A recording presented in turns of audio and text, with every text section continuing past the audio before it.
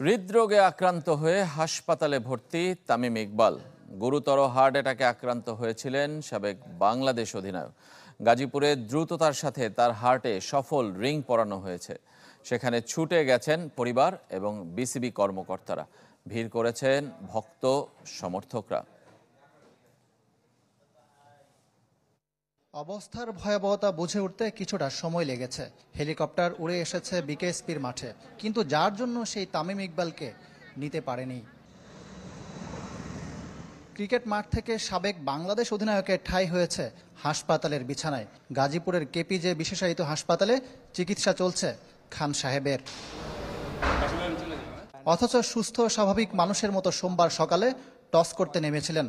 Premier লিগে match শাইনপুকুরের বিপক্ষে নেতৃত্ব দিচ্ছিলেন মোহামেডানকে। তবে সকাল থেকে বুকে অস্বস্তি অনুভব করছিলেন তামিম। প্রথমবার হাসপাতালে গিয়ে পরীক্ষা করে আবার মাঠেও ফিরছিলেন।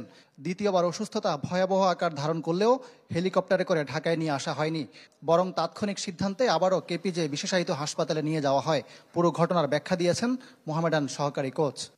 ফিল্ডিং করছে, একটু হালকা পেন করে, তখন অনুভব করে মানে ব্যথাটা। তখন আসার আগে তার ওই টাইমে বেশি সিরিয়াস হয়ে যায়, তখন আবার ব্যাক করা হয় মেডিকেলে। চিকিৎসকদের দ্রুত সিদ্ধান্তের কারণে প্রাণে বেঁচে যান তামিম। এনজিওগ্রামের মাধ্যমে দেখা যায় তার করোনারিতে একটি শতভাগ ব্লক। সঙ্গে সঙ্গে স্টেন বা রিং পরানো হয়। এরপরে হার্টে রক্ত চলাচল কিছুটা স্বাভাবিক হয়।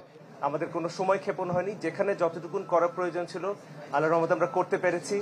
আমরা হোপফুল যে উনি আসলে ভালো হয়ে আমাদের মাঝে আবার ফিরে আসবেন।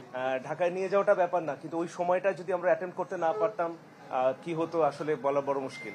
তামিমের অসুস্থতার খবর স্ফুলিঙ্গের মতো ছড়িয়ে পড়ে দেশ জুড়ে। যে যেখান থেকে পেরেছেন গাজীপুরের হসপিটালে ভিড় করেন। ক্রিকেট বোর্ড বাতিল করেছে তাদের 19তম সভা।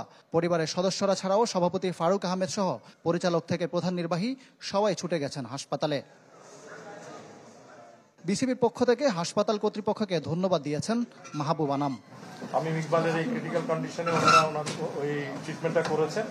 আমরা সবাই কাছে তামিমের জন্য দোয়া প্রার্থনা করছি ফ্যামিলির তরফ থেকে। সফল অস্ত্রোপচার শেষে আপাতত সিসিইউতে রাখা হয়েছে তামিমকে। 48 ঘন্টা সেখানে পর্যবেক্ষণে থাকবেন। বিশেষজ্ঞ চিকিৎসকদের নিয়ে যাওয়া হলেও তামিমকে ঢাকায় আনার আপাতত সুযোগ নেই।